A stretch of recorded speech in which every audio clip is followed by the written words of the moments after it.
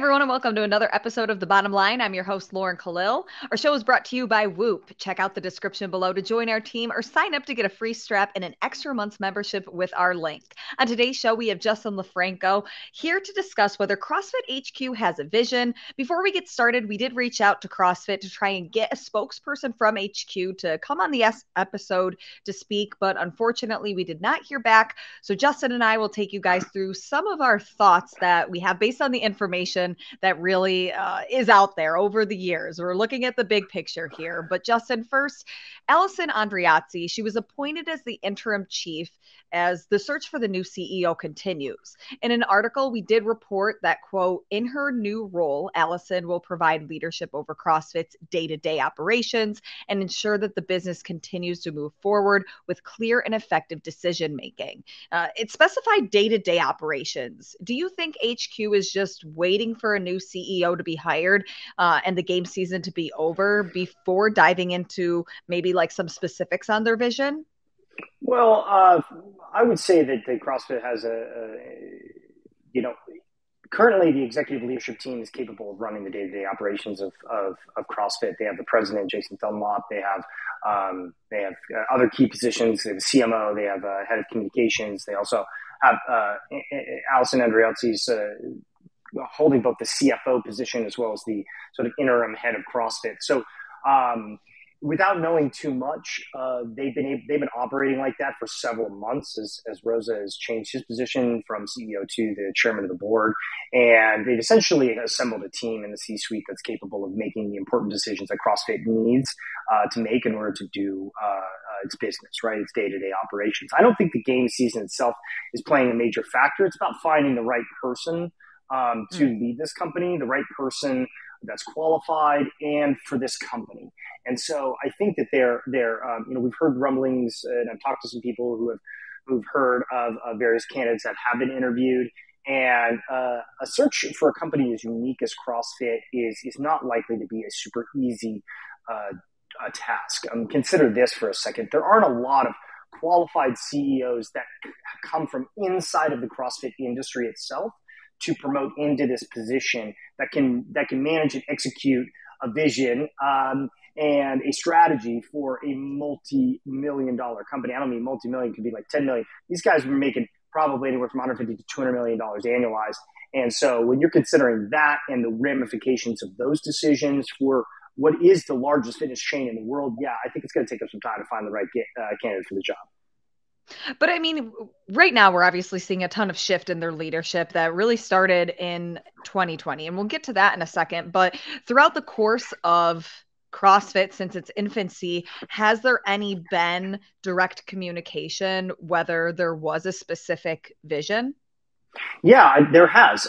Greg, especially in the later years, as he shifted his role more to be this global spokesperson for health and specifically more towards chronic disease. Yeah, Greg was regularly talking and communicating the concept and the ideas of where CrossFit as an organization was going. They were doubling down on their direction for health policy and their initiatives to continue to foster life-saving, what Greg considered to be life-saving training for doctors and medical professionals. So they had the MDL-1, which was, for those unaware, this were specifically bringing in doctors and physicians to take their level 1 class and then also get firsthand knowledge and experience seeing the transformative powers of CrossFit and what it was doing for chronic disease. Greg also was talking very largely about the goals and the priorities of CrossFit in the areas of defending affiliates. So that was defending affiliates legally and ensuring that they had the right to do business on a constant basis. They had a lobbying firm that they employed in Washington, D.C. in order to help prioritize those efforts. And then they also had the various battles that CrossFit and Greg wanted to take on in the public space around things like sugary beverages in the science and health industries. And so those were priorities Greg was communicating constantly. Those were very well communicated, were very well understood. Affiliate owners knew that Greg had their back, that was willing to go literally to court over issues like that, was literally willing to go to Congress and to Washington, D.C. in order to fight those battles. And he was also going to be communicating those things in various publications, various areas, various conversations and speeches and conferences about the ills of modern medicine. Those things were big issues for Greg. They were very important for him personally, and as well as a business. So, the last 2 or 3 years, I would regularly talk with Greg or his staff about these issues, and we were writing stories that also reflected what they were doing. So how do you think that things have then changed since 2020 when Eric Roza became the new CEO, and kind of that transition and all of these shifts in leadership? Yeah, so Rosa took over in sort of this challenging time frame, right? There was a global pandemic. There was some public fallout from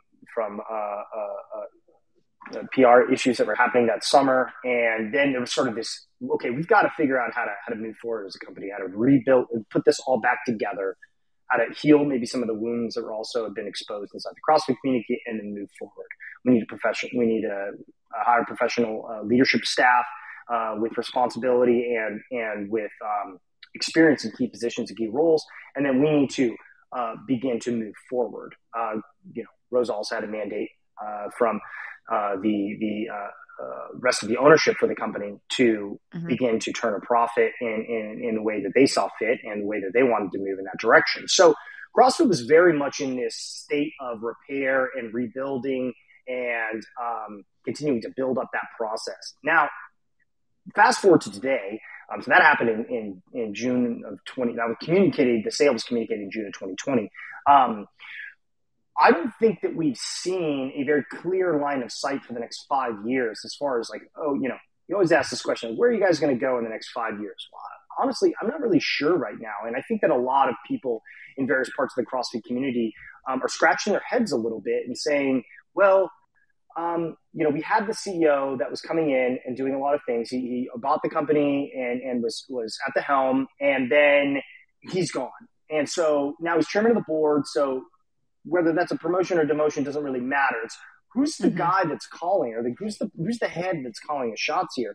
But what are the shots, and where is this going as an industry? If I'm an affiliate owner, I'm wondering, well, does CrossFit have plans to expand in the United States? Do they have plans to expand overseas? Yes, they have plans to expand. But by how much? And in what areas and what marketplaces? I think there's a lot of questions around that the entire public, but the ecosystem, the multi-billion-dollar ecosystem that makes up the entire CrossFit industry, I don't think has a very clear idea. And that is one of the areas where I think CrossFit corporately is lacking. I know they're communicating with affiliates. I know they're having town halls from time to time. They've appointed precinct captains or affiliate managers for different community sections and zones. They have more national managers for each one of these country locales and places where they have a significant concentration of gyms. But we do this all the time. We read and study CrossFit. I cannot tell you where CrossFit's going directionally right now. And I'm not sure where they want to be in 5 years. I don't know if they want 25,000 gyms worldwide. I don't know if they want 600,000 or 700,000 people doing the Open. We asked this question to Justin Berg, and he kind of didn't give any specifics about where they want numerically for the Open. And I don't know where they want to go with the number of affiliates. I don't know if they want 5 million people actively doing CrossFit on a weekly basis. I don't have a clue.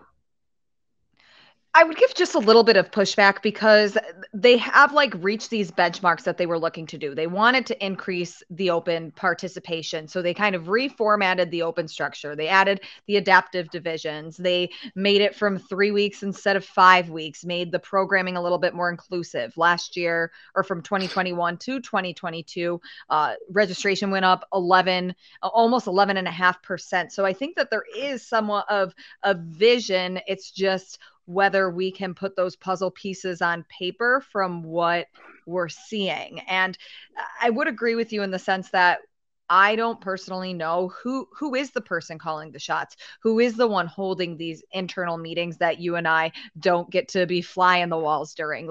Who's the person leading these decisions to see where CrossFit is going. I know just from some conversations that I had with Gary Gaines back at the beginning of the year, they did say that their vision was to primarily grow affiliations globally, internationally. And that was one of the big things that they're looking to do, especially by from their international affiliates, to try to get more boots on the ground and work with them. And I think that they really are doing that and trying to make it better. I mean, even seeing Dave Castro coming back and having this position working with affiliation, I really am curious to see where that goes and if that plays into the growth at all, or if it's just, with the seminar staff, the L1 training, things like that.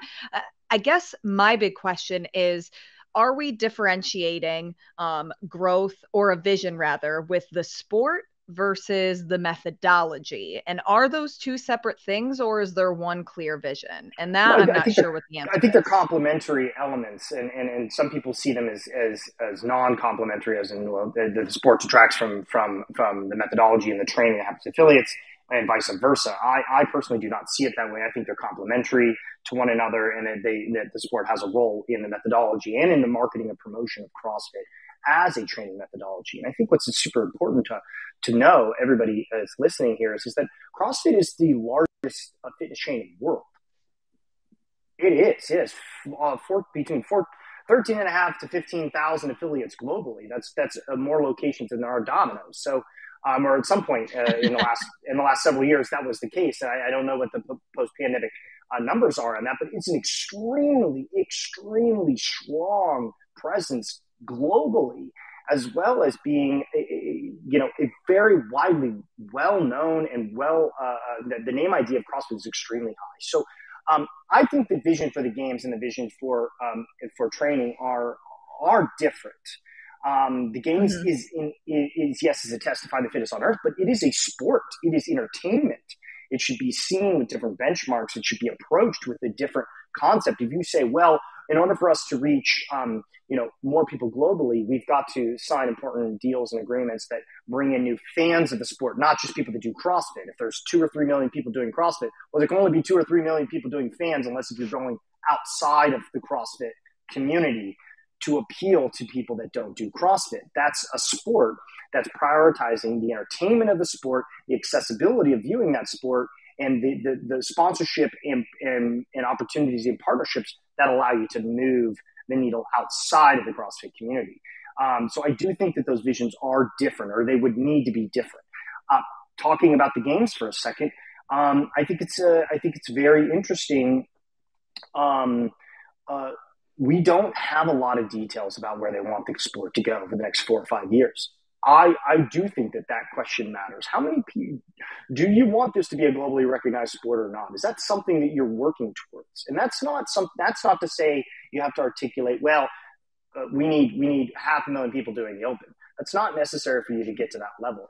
It is necessary to be able to stand up at the podium and say, hey, we are taking a concerted effort and steps and the investment, financial or otherwise, to make this a internationally recognized sport. Or we want to get CrossFit in the Olympics or something like that. Now there's problems with doing that for other reasons that we don't need to get into, but that is a goal. You could say that is a goal. That is something that as an organization, we are marshaling our resources to get towards. If I was an athlete and I was looking at the landscape right now, I would go, I'm not really sure what they're working towards. They're just, every year we do the Open, and every year we do the games and the steps all the way through the games, but I'm not really sure what they want. Yes, they want increased professionalization of the sport of CrossFit from an athlete perspective, but how? How much more money? What do they want? And when we look at what's happening maybe in those areas, I'm not sure that it's clear that that's the direction that they're moving in. I think they're paying lip service to that, and not as if they're just doing that and nothing else. It's just hard to understand what it is that they're trying to create. And I think that causes a little bit of confusion. It certainly is when we talk to other people, in stakeholders in the industry from various training camps and athletes, and they're like, in 5 years, I don't really know what the CrossFit Games is going to be. I don't have a clear vision for where they're going. I don't know if they are trying to do this or trying to do that. And I think if the athletes are saying that, then either they don't know or they're not communicating it very well. So do you think that maybe they do have a vision, but it's just kind of the same song of they're not being transparent enough with the community and the people who are asking the questions? I don't know. I'd be speculating to say that, and it's also one of the things that's really frustrating is, CrossFit often has answers to things, but they just don't say it. And this is one of those ones that you should be really, really, really excited about saying if you have an answer to it. This is kind of one of those, I come from political backgrounds. This is one of those candidate questions, like you're begging somebody to ask you, what's the vision for this? Because you want to talk about it. You want to show it. You want to lay it out. You want to be like, hey, guys, I want everybody to be excited because this is where we're going over the next 5 years. As a business owner, if I've got an answer to that question, man, I want to, if somebody doesn't prompt me, I'm going to talk about it anyways because I want the staff to know this. I want our readers or our followers to know this. If I'm CrossFit, I would think you'd be shouting this from high heaven if you had an answer to this question. If you knew this, I would be getting a text being like, hey, you should ask about the vision for the next 5 years of the CrossFit Games. We've got some stuff to talk about at the press conference. Like, all right, we'll ask. We're excited. We want to know.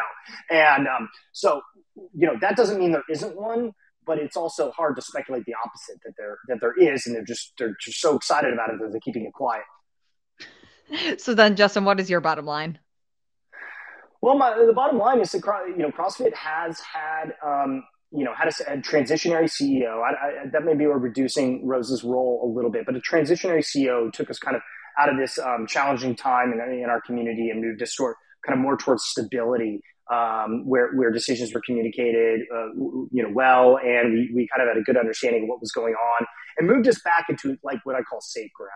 What my bottom line is, I'm looking for either Allison Andreozzi or whomever they replace her with, if they do replace her, to come out and say, hey guys, look, this is what we're doing as a company. And I think if they could do that, if they could communicate that, talk about what matters to them and what affiliates should expect over the next 5 years, I think they're going to get a round of applause no matter what they say, because CrossFit has lacked communication in those specific terms. Affiliates, community, guess what? In the next 5 years, this is what you should expect from us, and this is what we're going to create. Honestly, I don't even care what they would say. If they said those words with clarity and with conviction in that area, I think that they would get a round of applause from CrossFit. I think CrossFit's the community is tired of just kind of guessing about what's going on, and I think they would appreciate that kind of clarity and insight from inside the building. And I think that they are looking for some inspiration. I think they're looking for leadership from CrossFit. I think CrossFit is the exact company to provide that leadership, that direction, and the inspiration to the affiliates, especially to those who've been around for 10 and 15 years, who probably want to know what we should be doing. How do we reach more people with CrossFit? How do we change more lives with CrossFit? How do we change health and fitness as an industry together? With 5,500 gyms across the United States of America, there's no reason we shouldn't be the topic of conversation about how people are changing their lives through fitness, transforming their health through fitness. And we should be doing more of that. And I think that requires a little bit more leadership from the top. That's my bottom line. We'll have to wait and see. Justin, thank you as always for sitting down and chatting. We'll see you next time. Absolutely. Thanks for having me.